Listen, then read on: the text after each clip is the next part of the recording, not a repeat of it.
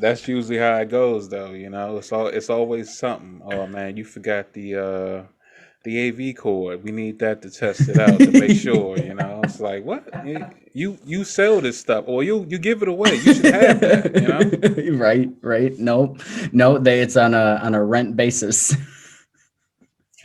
I um I only have cable. This is Yeah. A collection of stories. Landover Legend Studios presents. I've been through a lot. The I Can't Make This Up podcast.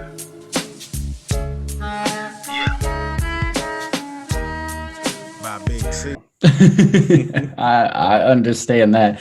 Yeah, no, I can't tell you how many stories I've had of a 15-second video takes 45 minutes because either my internet goes down and then my apps don't work and then something crashes and now copyright claims are just out the ass of Instagram. So it's like you Hmm. try to use anything. Oh, it's flagged, it's blocked. Or I've had it lately where my accounts get blocked and it's like, I'm not a bot like you think that I am. It's just trying to engage with some people. And they're like, no, you've been talking too much, blocked.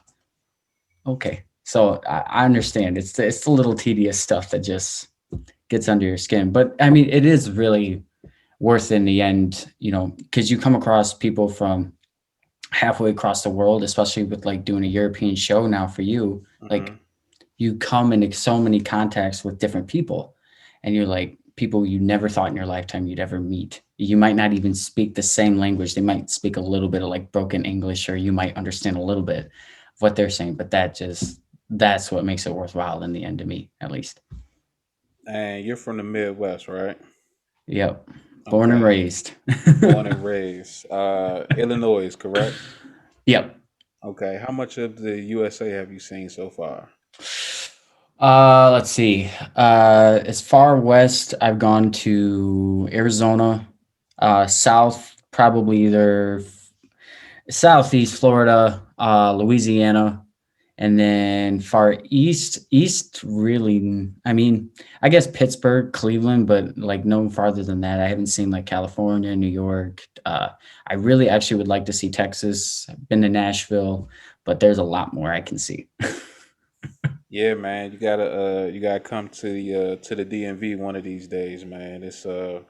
I mean, I've seen enough of it that I'm tired of it, but I always like introducing everybody out of towners to the scenery and giving them that jolt as a traveler. You know what I mean? Yeah. Yeah. No, that's one place too I've always heard is like right over there in that area east to Hmm. go and see it. And so the Carolinas are on my list too. Okay, you like mountains? Oh, I love mountains. Haven't really seen a whole lot of them, but I love them. Yeah. Well, they definitely got that. They got some good fishing and they got some good barbecue.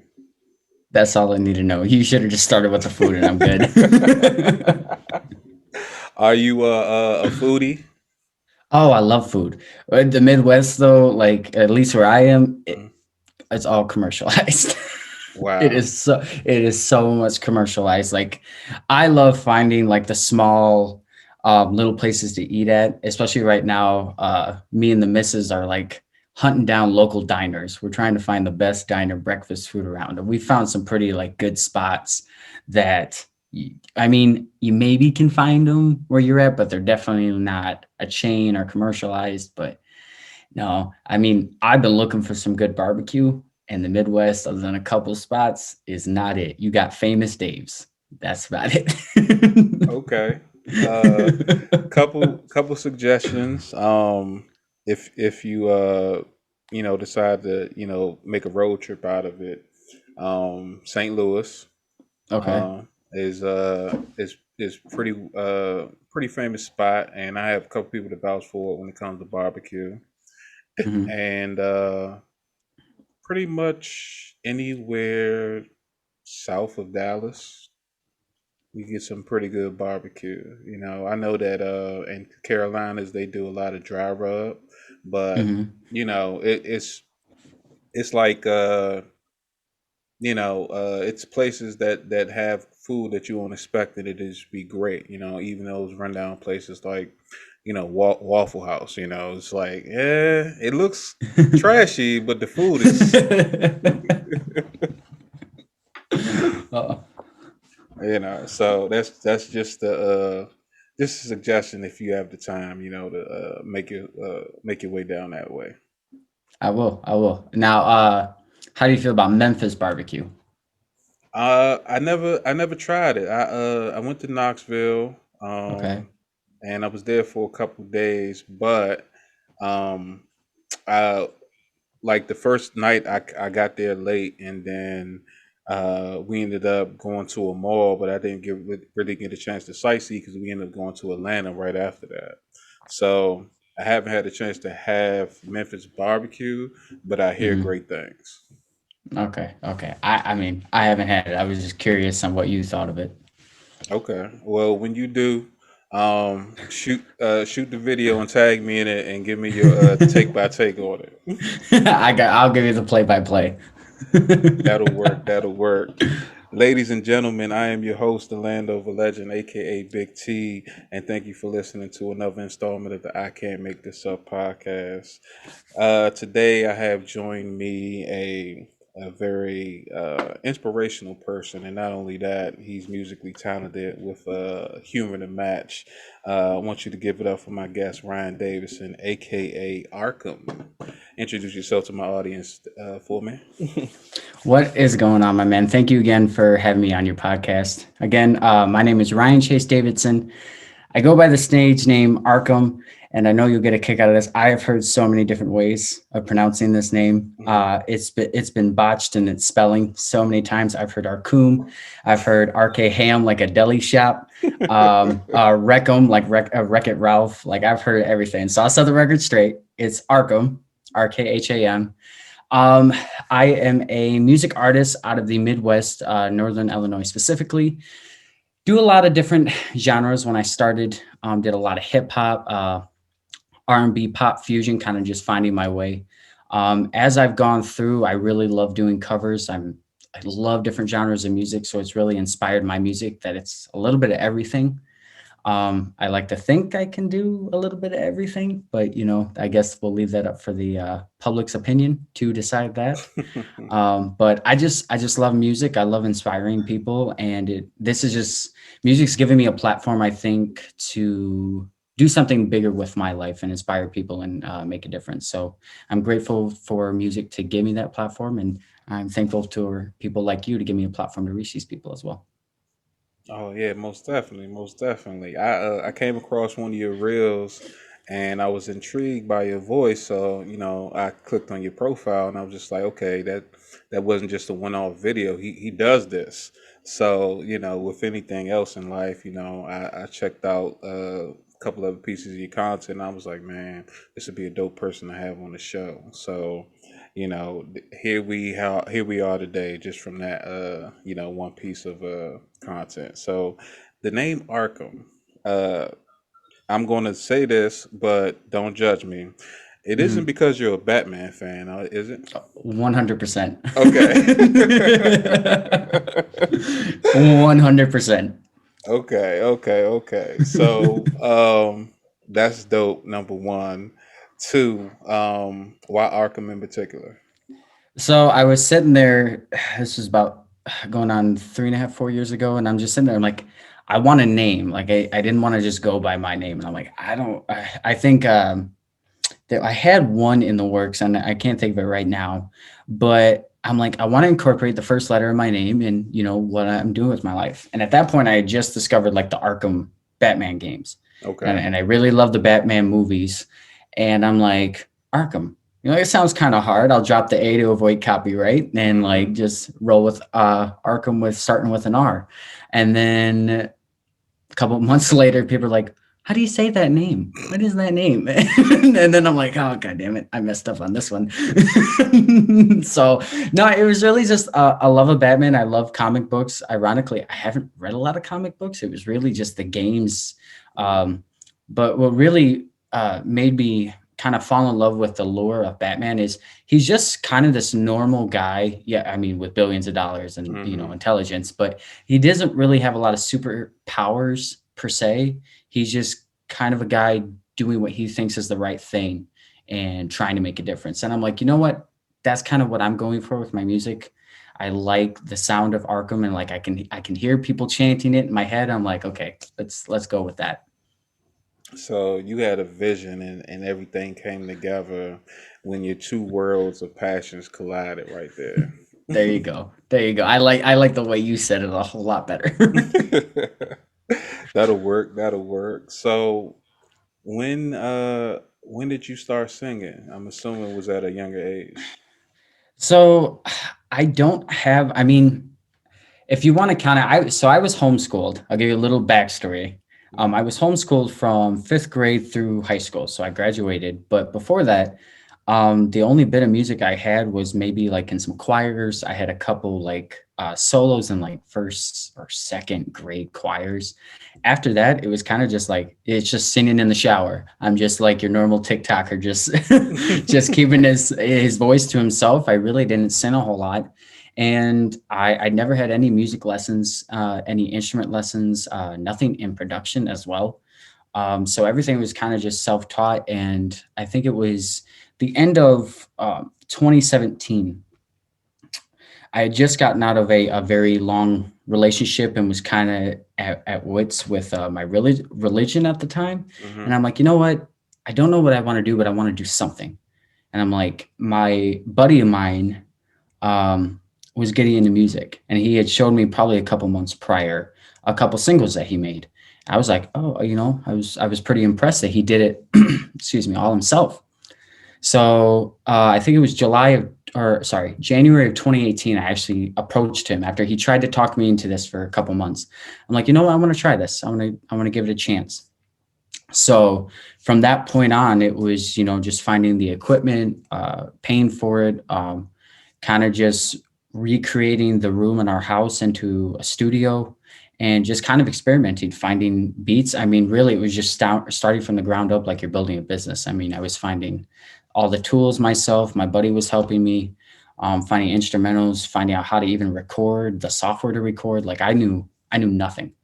So this has been quite a journey over 4 years to see the growth of it, because I'm truly somebody that probably in a majority of multiverses of lives wouldn't be doing this same thing. So I'm really happy that I've been able to not only build an audience, but kind of build a voice for myself. It's cool seeing that idea that I had in my head that I was like jotting down on a piece of paper come to life 4 years later. So it's been a long journey. I look at my show the same way.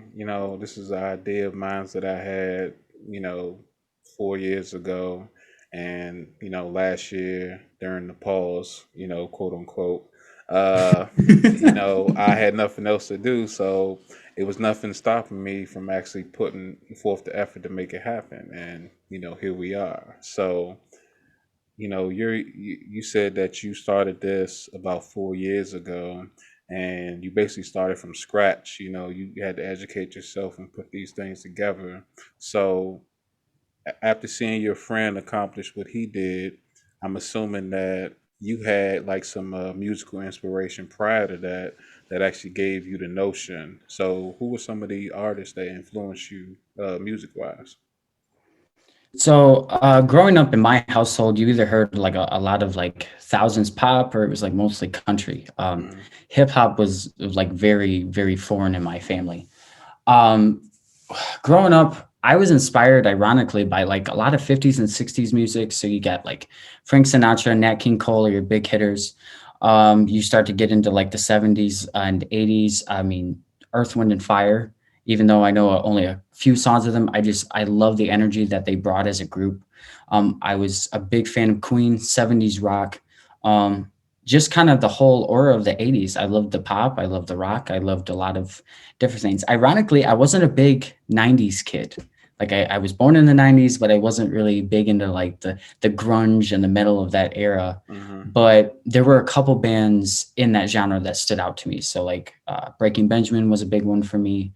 the band Red. And then as I got older, music that inspired me, I loved pop music, but I thought the writing was very lazy at a young age. I'm like, this is garbage. Like, this is just really bad. Um, and I get a lot of flack for this because I think it's my generation's Nickelback, but Imagine Dragons. I Okay. like I like their older stuff. Okay. Their first album when it was more pure pop and like that like arena rock. I just really like that sound. And more modern, 21 Pilots I draw inspiration from. John Bellion, Khalid. Khalid's first album really inspired me. Just that smooth R&B. People like Daniel Caesar. Um, I'm trying to think of some more modern ones. Even like newer Justin Bieber stuff. I love how his music really matured to he's much more retrospective now, looking at his life. Hmm. And I draw a lot of inspiration from that. Is how he learned from a kid, the same way I can learn, even looking back 4 years from when I started to now. So I'm really all over the board. Like there is something that I can take from each era of music and apply to myself. If I had to pick one, like specifically 50s and 60s, I think that is like the golden age, like the purest form of music. You can hear the crackling of a poor recording. You can hear the stories of like how they'd have to get a certain sound. They'd have to hold a mic like 5 feet away to Hmm. like get the proper note or the proper drum. Like music's just not made like that anymore. And I think you can just learn so much, not only from a production standpoint, but from a vocalist standpoint as well.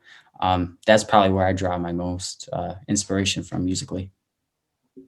I agree with you on, being a huge fan of 80s music. Me, myself, Hmm. I think that the 80s had the best party music of all decades, in my opinion. And, a lot of people wouldn't agree with that because I don't want to say that they don't appreciate it, but it's I guess it's just something that you got to have like that certain love for music to understand like what decade makes you feel a certain way. And just to me, when it I mean, like, even if you look at the movies, the soundtracks to these movies, like, Oh my God. like the 90s, early 2000, they had the best like neo soul R&B soundtracks, in my opinion. But the 80s, when you listen to their music, that like the movie soundtracks, it makes you want to party, it makes you want to get up, it makes you want to sing it. You know what I'm saying? And not everybody can appreciate that. So that's just my thoughts on that.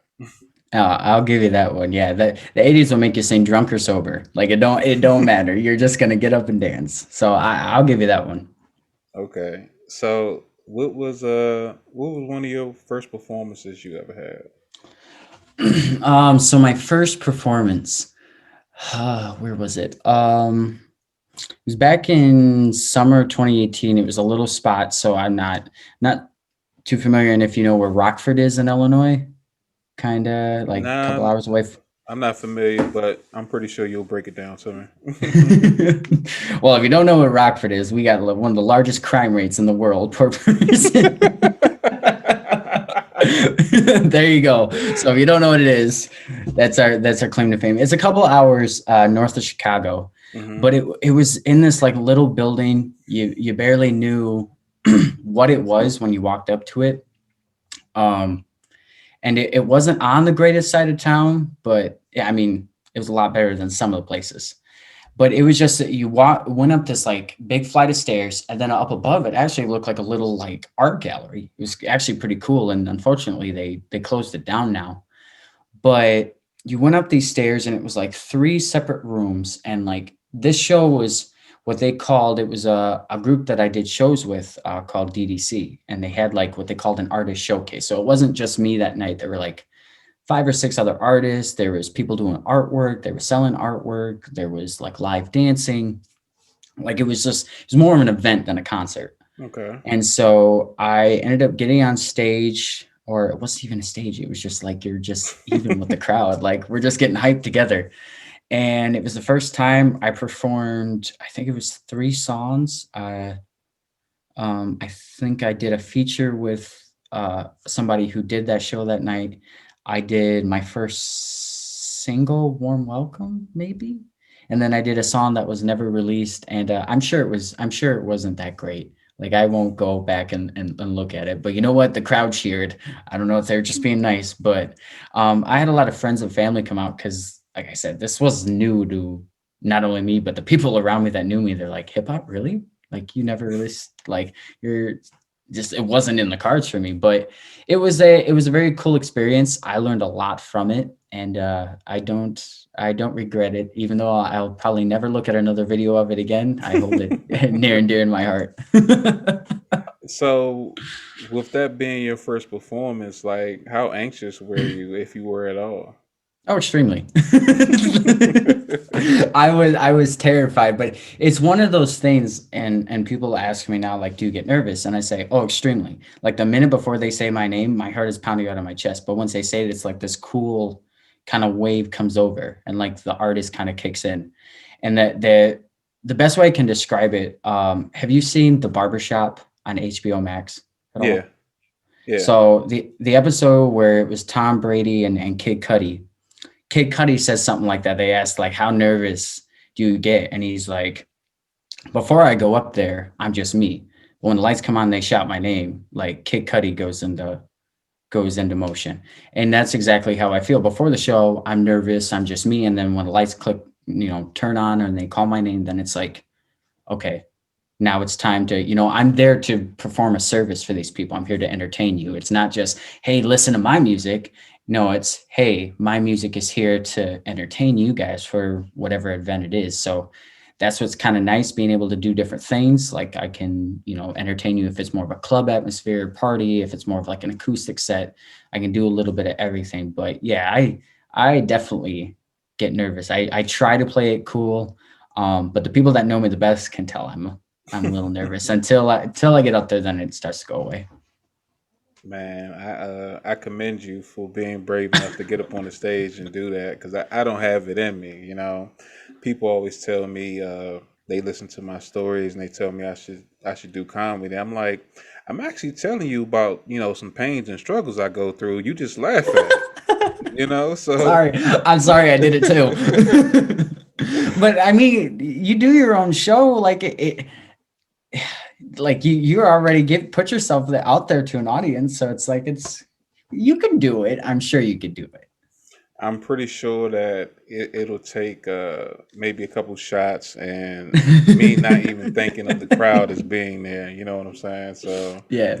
maybe in the future, I don't know, but only time will tell. All right. Well, you gotta let me know when that's happening. Oh, most definitely, most definitely. I'll send you an invite, and if you can't make it, then I'm just gonna talk bad about you while I'm on stage. At least you're honest about it. That's what I appreciate. At least I know what's gonna come. Okay. So, thinking back from then, from that performance up until now, what are some of the things and experiences you had that you wish that you knew then that you know now? Like, about the way you approach music or the way that you view certain situations when it comes to like actually making your music. Um, as far as making the music, I learned right away. Um, if people ever ask, what's more important, your equipment or your production is, I think, light years more important, because I've heard some producers be able to take like a basement mic and make an incredible song out of it.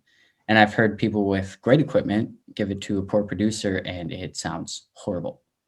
And I learned right away the importance of, you kind of get what you pay for Hmm. with your production. Vocally, um, I learned right away the importance of making a song sound fluid. And what I mean by that is I used to write a lot of my stuff down. Some of it was like poetry that I had that I was able to kind of drop a couple words and convert it into a lyric. But as I grew making the music, I like putting on a beat and just listening to it, let the words come to me. It's not like a freestyle, like off the top, one take Drake, hit the nail on the head, but I'll sit there and it's a genuine freestyle because there's nothing written. I'll just listen to an instrumental, let the words come naturally. I'll just turn on the mic, a couple takes, I'll stand back, listen to it, repeat the verse, come back, listen to it. And if it sounds catchy, if it sounds right and it's what I'm feeling, then it's perfect for the song. And I believe that my music has improved so much from that because I'm not forcing an idea into something. I'm kind of letting the art create itself kind of before my eyes and allowing it to speak, allowing, my natural ability, my heart, my soul in the moment to speak exactly what I'm feeling or what I want, what I want the song overall to become, not forcing something.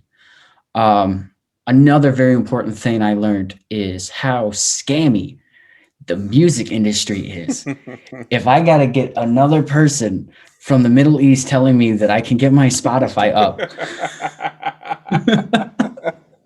I'm going to lose it because it's so scammy. And I'll be totally honest, some of my Spotify numbers I'm sure are learning, like, were spent on those kind of people just thinking, oh, they're naturally going to promote me. This is awesome. Like I have $5,000 to start off, really pushing my first album, like at 20 some years old. Hey, that's pretty good. And then it's like, I gained a nice following, but a lot of it went away when the campaigns ended. And it's like, well, what just happened? Like I thought I had all these fans, and just over time, I've worked with companies that, have promised me real audience members, and then it's like there was one company, and I won't name them in particular, but they started the campaign when I talked to them. They called me, and they're trying to pitch me this idea, and I'm like, okay, if you can bring me an audience, a real audience, I'd love to work with you guys. I've seen your testimonials. It's awesome. It's great. Let's go for it.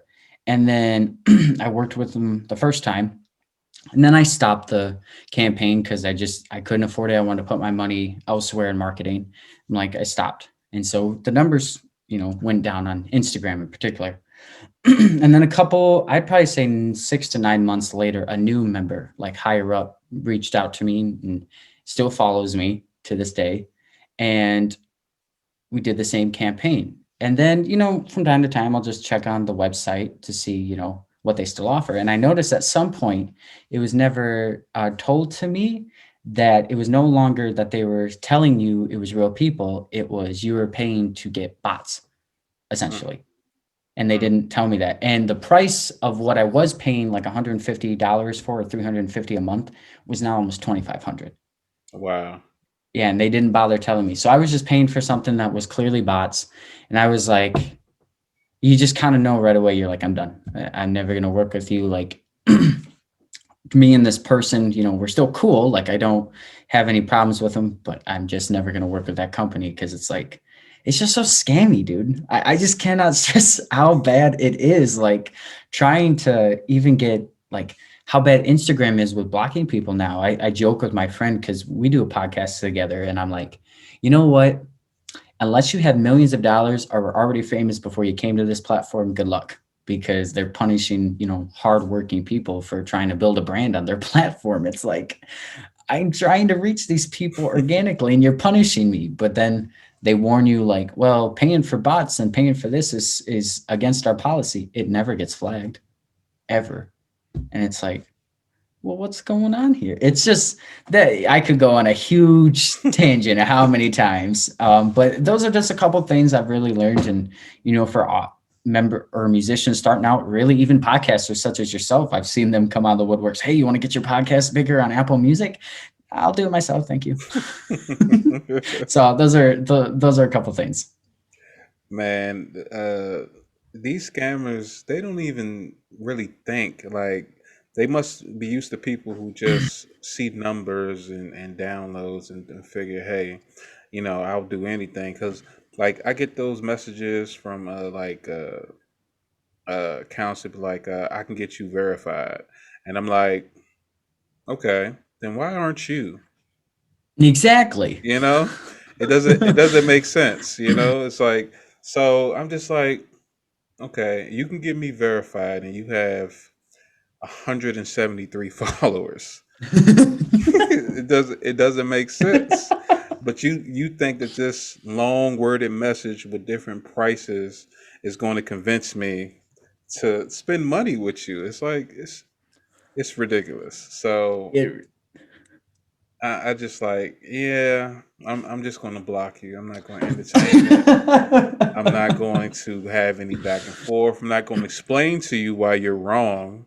And I hope that no one falls for you that I know, because I'm just going to talk bad about you. Like, it's just, it's ridiculous. It really is bad. It really is. Okay. So, with situations like that, I hope that it never, leaves like what you're doing with a bad taste in your mouth. Have you ever had like someone give or like is there like a misconception that people have when they see your work and they see your music? Like, do they assume you're one way when you're absolutely not? Yeah, I had a couple people that I knew personally, and I don't know if like, especially before TikTok, if people thought I was more like stuck up or that I thought about myself some type of way because I was doing what I did and posting, hey, thank you for this or thank you for that. I think people um kind of thought I was just very egotistical, very selfish, very self-centered when that was kind of the opposite. What I try to do with my fans, I try to thank them for everything because without them, I don't have a brand, I don't have a business. No matter how great I think my music is, if you don't like anything I do, then I'm kind of out of luck, except for my shower head gets to hear me like a couple times a day or whatever. Um, but that was a big thing that I think that people thought, especially with hip hop. I don't know why the rapper, because I'm just rocking the chains here and throwing gain signs or whatnot. But it just that wasn't me. I'm just I'm a very down to earth person. I like to think I'm very self aware. I've got a long way to go with my career. Like I love what I accomplished so far, and I thank all the fans for it. And I just know I have a lot more to go to get where I want to be. But I'm not going to also not enjoy the little things, and I'm not going to stop thanking people for it. Reaching out to you, because I think I reached out to you and saying, thank you for following my podcast. Of course, like when artists see it, especially when you do the following, they're like, this dude's going to follow me. I'm going to follow him. He's going to follow in 3 days.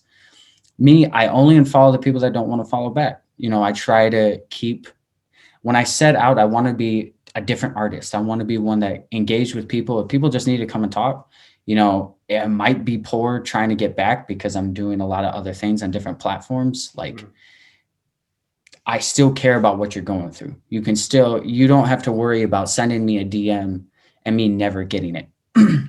At some point, whether it's a day later, whether it's a week later, I'll make sure to try and reply because that's how I am. Just very down to earth, very easygoing.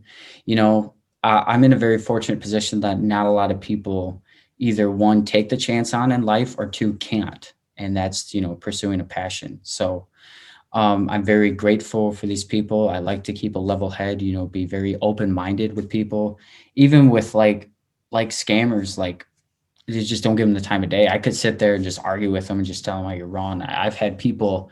I had one dude that came after me when I had announced that I had reached 10K on Instagram. Like, awesome. Hadn't seen him comment, hadn't seen him like anything for months. Like, after I saw his comment, I'm like, okay, let's see if you've been really following. No, he just came and attacked me on the one, sent me a DM. He's like, hey, these are a lot of bots. You should really see what your audience is. And it was just, okay, you know what? If that's your prerogative opinion, that's okay. But I will block you. We don't need to have any more discussion. But I'm not going to sit there and argue with it. I have more important things to do. Um, but just overall, I think the biggest misconception is that I was just very full of myself. And honestly, I'm very proud of what I've done. But I'm also very self-aware that people have helped me, that the audience, that the fans have helped me get to where I am. And people, I'll come back to you, such as yourself, give me platforms to share what I'm doing with their audience, with their members. And without people like you, without those fans, I don't exist. So that's like the biggest thing I want people to know is I'm very down to earth. Um, Even when I hit you guys up, yeah, I hope you follow my Spotify, YouTube. It helps pay my bills. It helps keep my future going. But also it's to thank you for even taking the time out of the day just to hit follow back. And, whether you like something, whether you watch something, for you to check out my content after just one video, it means the world, because and this, I'm sure too well, it's all the time that it takes just to make something. And so to have somebody really enjoy it, and even if they don't understand exactly what went into your content, they still appreciated it for what the end result was. So for those people, I'm eternally grateful. Yeah, man. I always tell people, I mean, it's usually in person or it's on social media. Like, yeah, it looks like I just threw up a video, but that's not showing what it took to edit this, get the timing just right, get the sound just right. I gotta upload from one site, put it on another, put it on a different device to make this happen. Like and I'm doing it for free basically. You know what I'm saying? So, Mm-hmm. like it's going to take a while before I get to a point to where my show was generating the money I would like. But other than that, I wouldn't put up with it if I didn't like what I was doing. You know what I mean? Mm-hmm. And having a passion for something, uh, no one has the right to change my mindset on what I feel passionate about. So that's why I never let all that stuff get to me. Like one I had people one time argue in the comments on one of my posts. I cut the comments off and I never dealt with those people again because, I'm not number one, I'm not going back and forth with someone I've never met before. Two, Mm-hmm. it doesn't matter. and and that's what kills me. I seen people get riled up over a message, and I'm just like, you can just block them or ignore them, right? Like, we learned this in school. Just ignore them, and they'll go away. Oh. If you just applied elementary school logic, so many fights would be avoided. Exactly, exactly. So, you said you were born in the '90s, which will put you in your 20s, right? Yeah. Okay. So, in your experience, how has music changed, whether it be good, bad, or the other? Like in let's say the past 5 years for you. Like, do you think that music is getting better, or you think it's kind of simmering out? I think if we were to rewind about, I'd say 5 or 6 years, I was kind of thinking that what was big, it seemed like, was the EDM, people like the Chainsmokers, Avicii, like things of that nature, was becoming bigger, like pop music. Hmm. And I kind of thought that music was kind of on the decline. Um, I'm not convinced to say it's coming back, but I think more so what changed was my perception on music and how kind of scummy the music industry is, and the stories behind music, and Hmm. finding out how many people write a song. Hmm. Like, what on a song? Let me get this straight. So on a pop song with about 10 lyrics in it, you needed 60 writers. Like, can we just talk about that? Like, who's sitting in a room in a studio saying, "Hey, you should use the word the here"? Okay, credit. All right, credit. Like, really? That's what we're doing? So just my perception on music has changed. Now, don't get me wrong. I do have a lot of respect for artists like The Weeknd. I love The Weeknd's music. I loved his story, his come up, and I honestly, even though I never really listened to like his music that he was making on his come up, um, I appreciate the journey, and I appreciate the openness of his drug abuse, his basically rags to riches story. Hmm. Um, and I think the music industry should kind of applaud more people for doing that than, just parading around the same 20, 30 songs. Even with like radio, like coming into trying to reach out to radio stations for plays and for rotations, I realized how much like music labels and the industry own these or these radio stations to play the same rotation over and over. Hmm. Like, you're probably your biggest pop radio in your hometown is owned or has an exclusive right deal with some major distributor or label that feeds you the same song. So if you wonder, why have I heard like Harry Styles for 4 times in 2 hours? That's why. Like you're gonna hear the same music. Music in its purest form, the reason I would say that it's starting to uptrend is that I think a lot of like the SoundCloud rap era is kind of going away, and I think more artists, especially like in the indie sections, in the rock sections, are able to do more things independently. There's more options for artists such as myself, or even smaller, or even bigger, to do things more independent. So I would give the nod to music that I'm thankful that that kind of era is switching away, but I don't know. I just feel like the farther we get away from like the pure form of music, the more technology is going to take over. And unfortunately, like that doesn't improve the music. It makes it a hell of a lot cheaper and easier, Mhm. but it kind of takes away from what music is. As long as you view it as art, then it's doing its purpose. But I think the farther we get into technology, that more and more is gonna dwindle away. Yeah, I think it's sad when, you know, when big business gets involved with anything. Like big business ruined, entertainment for me in a lot of ways, like wrestling and you know, major sports league and stuff. Once I realized when, as I got older, I learned how the world works. But once you see how money dictates a lot of things, it's like it takes the love and the joy out of it. And it's just like, come on, man. I used to be a huge wrestling fan coming up, and then once I realized that, you know, stuff was obviously scripted, I'm just like, can't do this. I'm watching, the Washington football team now, formerly the Redskins. And I'm just like, where's my championship team at? Where's the team I grew up on? And it's just like the front office doesn't care about that. They care about money. Hmm. So, it's things like that ruins, the purity of things. And I don't know if it'd ever be like that. I think it would take like some type of form of evolution in the human beings for us to, go back to appreciating that. But who knows? It might be I don't know, a solar flare that resets everything and makes it a little bit better in my opinion. But so I heard you mention the weekend and how you follow his journey. Is there any artist that you would hope to work with one day? I mean, I would love to work with The Weeknd. Oddly enough, if I could have one rapper, Joey Badass of all people. Okay. I fell in love with his album, All American Badass, that he put in 2017. Hmm. I have Madden 18, have been playing a franchise for like 4 years, and his song Temptations is on that rotation constantly. I love his style. So The Weeknd, Joey Badass.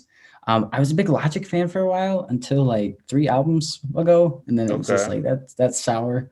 Um, Eminem, never been a big Eminem guy. Like I appreciate, and I think he's one of the greatest of all time. It's just I don't think he makes the greatest music. Oddly enough, I kind of would like to work with like Kanye, like just to see like is it really what everybody says it is. Uh-huh. Um, I'd honestly, I'd love to work with like Imagine Dragons.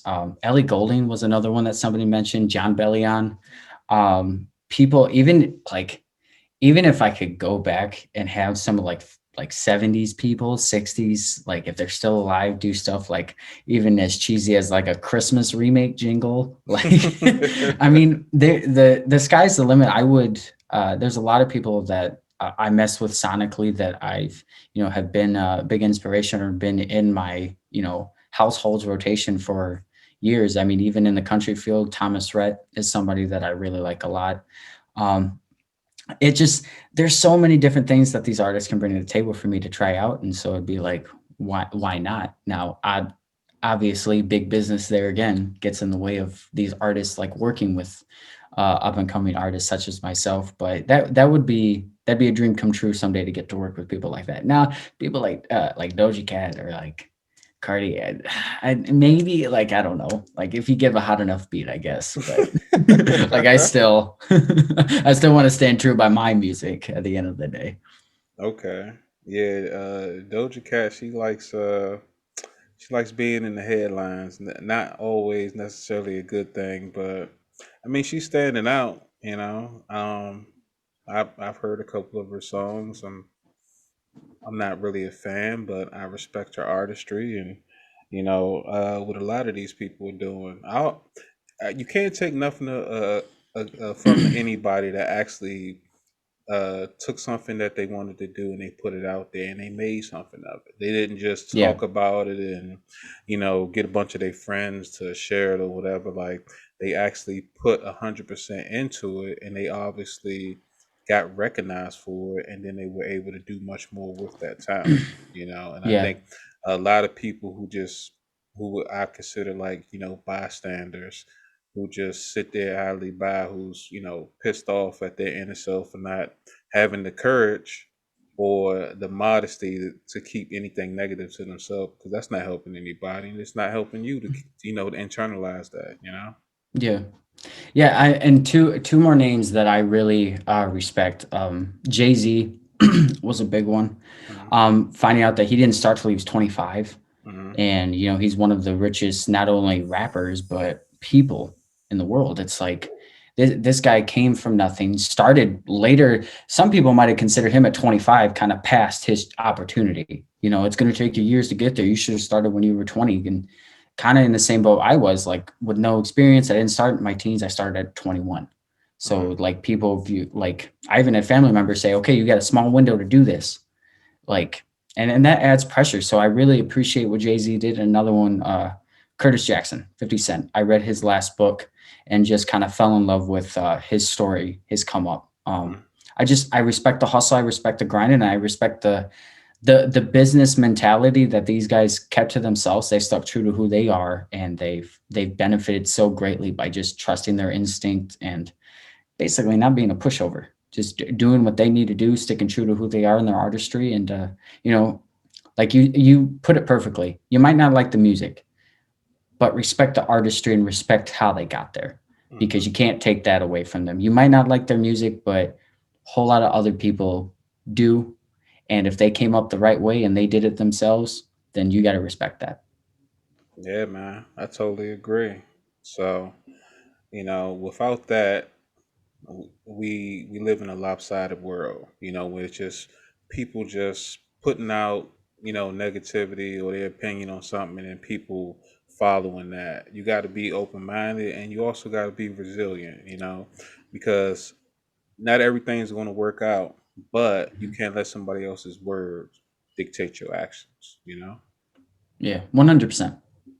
So you mentioned Madden earlier. I'm assuming that's one of your vices that you do in your downtime. Like, how do you relax when you're not on the clock per se? Yeah, I'm a big video games dude. I love hitting the gym. I'm a big believer in, physical and mental strength help keep the music going, because there are some down times with this, even at like my state. Like there are some down times. So, keeping trying to keep in a good physical shape, mental shape. I love to read. I used to draw. I wish I drew more. Hmm. But I used to draw a lot. But yeah, video games is a super big one for me. I love Madden, the new Spider-Man games. What have I been playing also recently? I was playing the Batman Arkham remakes for the PS4. Good luck getting a PS5. I've tried. No, just might as well just sail that ship for another 2 years. But even like stuff like cooking, just going for a walk. Like I'm very, um, I'm very invested in like my brand and in my music. So I don't go out a lot. Like I'm very introverted. Hmm. I just put out, I don't know if you saw like the TikTok 20 questions that I did. Yeah. But there was the stay in or party. I'm an introvert living an extroverted life. So you're gonna know a lot about me, but I'm really not a big partier. So I like to stay in, and like I'm like I got the spirit of like a 70-year-old grandpa. Like I just sit there, like like just play my game, read my book, get up early, maybe go for my walk. Like that's about it. But it makes me happy, and it keeps me refreshed. Like there's some days like you just need to turn stuff off and just step away from your phone. Like I try to make it a habit even every day. Like don't look at my phone first. Read a book, do something, just to kind of start your day, just free of social media, just kind of cleanse and then just get into the day. So that's a couple of my vices that I have. Okay, that's when I listen to you talk and I hear what you're saying, you kind of remind me of Nick from The New Girl. Have you ever watched that? Oh my god! By judging by my laugh, yes, I have. Yeah. So no offense, it's just that is something that reminded me of the show. Now I'm gonna have to watch it because it's on Netflix. So just because I thought about that, but yeah, man.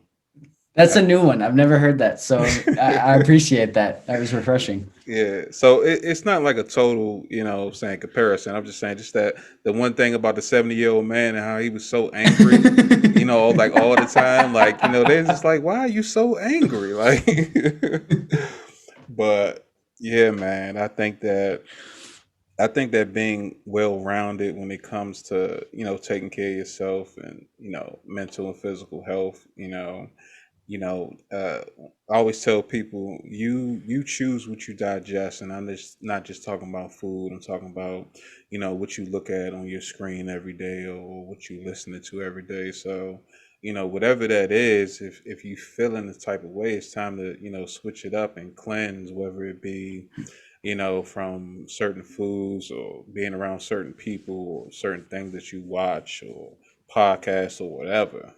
So don't complain about not being right and not actually doing something about it. Like that's the definition of insanity. Doing the same thing over and over again and expecting different results. Yeah. Yeah, and especially with like my generation that's coming up is a big advocate for mental health. Hmm. Like you see a lot of things are more open, such as like whether you're transgender, gay, racism, like that. A lot of what my generation is trying to do is trying to end it, and everybody's accepted. Um, I think sometimes the problem with that generation is that they don't have all the facts. They Hmm. like to just post it and think they're making a difference when it takes true change. And basically, what I'm trying to say is, I'm a big advocate for mental health, but not in the sense of you need to be diagnosed or you need something wrong to fix it. I think it's important if your mental health's good, just keep it up. It's like your body. If your body's getting broken down, of course that you're going to have to give more attention to take care of it. But even if your body's good, just keep maintaining it. Just keep doing what you're doing to make sure it doesn't go from good to bad. Same thing with your mental health. Like you don't need a problem or a diagnosis to have to be worried or prioritize your mental health. If it's good, keep doing what you're doing to keep it good. Like just do little check-ins with you. It doesn't have to be something so blown up that I've got this or I've got that. You don't need to have anything to make a difference or just take care of yourself. And I think that, I think more of my generation, if we could understand that a little bit more, just constantly kind of taking care of it more, I think we'd have a lot more self-aware people, not so much surface level people that are trying to make a change, quote unquote, as they think.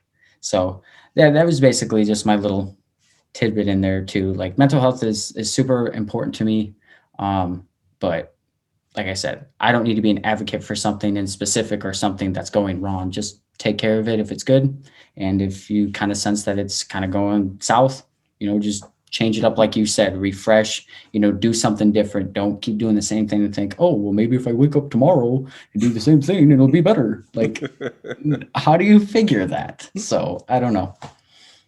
Yeah, man. Common sense ain't common. So you I know, guess. yeah, you gotta always keep that in mind. So let me ask you this: what advice would you give to somebody who wanted to start in music like yourself? Like, out of everything that you've learned, what's one key piece of information you think they would need to know? I think for an artist starting out, I think the very first thing you should do is have a conversation with yourself and ask yourself, how far do you want to go? Like everybody says they want to make it. I want to be a superstar. I want to be a rock star. Okay. what do you really want? Because do you want the burdens that come with it? Do you just want to make basement music for your friends? Do you just want to, have a couple thousand followers and just kind of be more low profile? Like, what do you want? And set your goals accordingly, because there's going to be a lot of sacrifice if you're trying to be the best. I mean, there's like a lot of times why I don't go out. I really don't have the time or the mental capacity to keep up with, a lot of, surface level relationships that don't further my career per se. And it sounds bad. Like, Mm-hmm. and you'll probably lose friendships over it. You could even lose family over it. But that's kind of the conversation you need to have with yourself, is how far do you really want to go and how much do you want to sacrifice? Because I've invested a lot of money in myself and things where if I didn't spend that money on music, I could live comfortably. And I live good now. Like I have, the necessities and everything that I need, Mm-hmm. but I'm not going out spending, luxurious amounts of money on, trips or, even like gadgets for myself. Like even my phone, other than this year, I was working off like a Samsung Galaxy 8. Before that, it was like an iPhone 6. So I Okay. wasn't buying the latest and greatest technology, because there's so many sacrifices. Do I buy a new phone or do I put that into marketing, real marketing, to reach new followers and new fans that keep me sustained? Another piece of advice I would give for musicians is don't spread yourself too thin. Pick a platform, pick no more than, I would say, three. I think a couple good platforms, pick maybe two social medias and a streaming platform, whether that's like you pick Spotify and Instagram and TikTok, or you pick Apple Music and Facebook and Twitter.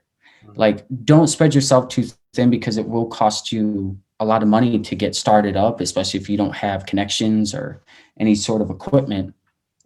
You're going to need to just pour all your money into a certain platform to get bigger. Because I have done this where I've had to just retinker and rethink a lot of my game plans through the 4 years of, hey, I've got like 6 or 7, 8 accounts, and I'm doing pretty good on each, but at the end of the day, I'm not having one pop off more than it could. If I just kind of condensed it down, even from 8 to 4, like pick 4 platforms that I really want to make it right now. I'd pick like TikTok, Instagram, Spotify. Those are my big three. YouTube is more, I can release more content and direct people to YouTube. But as far as like money, that's where my money goes, to reach these people, reach them in playlists, and to get actual fans and create them into followers and family, essentially. So those are the two biggest things. Realize how far you want to go with music, and like what sacrifice is going to come with it. That'd be number one. Number two, don't spread yourself too thin. I'd pick 2 or 3 platforms and just run with it. And if I had to say a third, have fun and remember why you started, because there are going to be people that probably tell you it's trash, or you're not going anywhere, or you're not too good. Most likely, if they've got the time to tell you that you're no good, they either one, have too much time on their hands, or two, they never had the courage to do what you're doing. So just have fun with it. And that's something I have to constantly tell myself too. It's like, don't forget why you started. Don't forget the moments of in a closet recording music and you had the most fun in the world. Like some of the most fun I have is a rough draft that I made that nobody's ever heard. And I just bump it in my car for a couple days. Like that's like the sweetest moment, like the greatest happiness. Nobody's heard it. It's all to me, and it's something new I created. Like that's like cloud nine for me. So those are a couple big tips for artists trying to start. You heard them, ladies and gentlemen. That has been some of the more inspirational words that I've heard all day come from my guest Ryan Davidson. Man, That's Nick from New Girl. Now it's no, no. Your host Nick from New Girl. all right, you heard it from him, not from me. Oh man, I appreciate you for joining me today, man. This has been dope. I think that a lot of people, they don't understand that criticism is just what it is. It's just one thing that happens in one point in time, but life still goes on, and I can tell from your demeanor and just your presence that you keep good people around you, and they they don't allow you to get to a place to where you feel, negated or anything like that. So, I appreciate you for, being yourself and coming on, sharing some of that good energy with everybody. Yeah, well, again, I'm so happy that I messaged you and you allowed me to do this even with a dumbass router in the way. We still got to do it.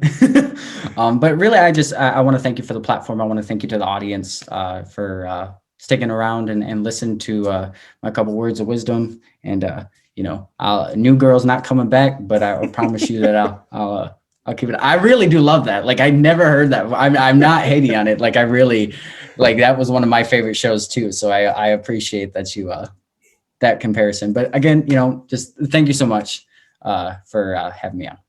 Oh yeah, no doubt, man. So, won't you please let everyone know where they can find you and anything you wanted them to check out in particular? Plug that in right here. All right. So if you know an independent artist, you've already heard this spiel. Check me out on Spotify at Rkham, YouTube, Rkham Official, TikTok, Rkham Official. I'm posting covers, posting constantly. Something specifically to check out is the vlog series that I have coming out on YouTube. I'm returning for my first episode tomorrow, which would be Tuesday. So I'm not quite sure where this will line up with the release, but it's entitled Track the Progress. I have new music coming out, but you can go listen to my big single, Doubt Me.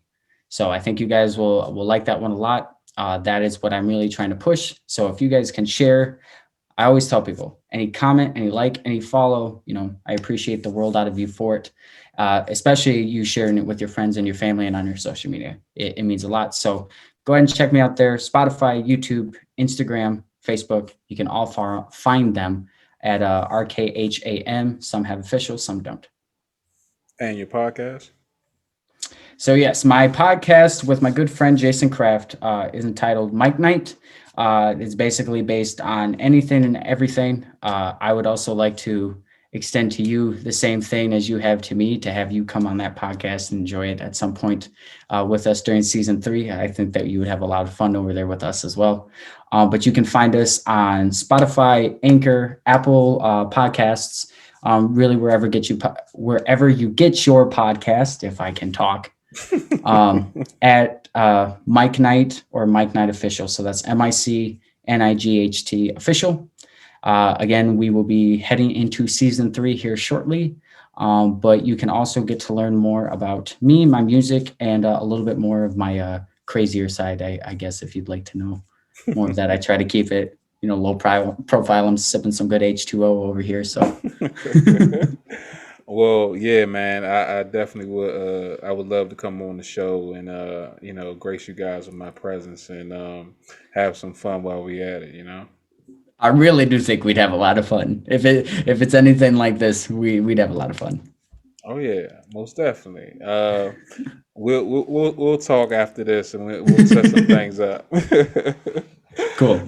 All right, ladies and gentlemen, I'm your host, the Landover Legend, aka Big T. Thank you for joining me today on this very humorous installment of the I Can't Make This Up podcast. That's I Can't with a K Make This Up podcast. You can find me everywhere podcasts are available. I'm also on Facebook, YouTube, Twitter, and Instagram. Please do me a favor and follow my guest, Ryan Davidson, aka Rkham. That's RKHAM. Also, Rkham Official on all platforms. Just Google him, and I promise you, it's going to be like 50 links that comes up that you could just hit that Linktree and follow him that way. And don't forget to follow this show as well. I can't make this up. And I'm pretty sure you're going to see a bunch of them that's spelled the regular way, but mine's is spelled with a K. That's KAN''T. Don't forget the K. And let me know what you think about the show, man. And, put it in the comments, like, share, subscribe. And if you don't like it, you can tell me that too, and I'll block you. But until then, I'll catch you next time. Peace. I can't make this up. Being the wingman got me punched in the face by this crazy chick. I can't make this up. Gave this cool old man to ride home, now I'm harboring the fugitive. I can't make this up. Pinned between the fat chick and the speaker, now my shirt smell like her backside. I can't make this up. It's all bad cause my man about to get stabbed in his hand over french fries. Bet. I'ma let T tell you that story one day, man. It's a good one. And I'ma let the Landover legend do the rest. I'm out.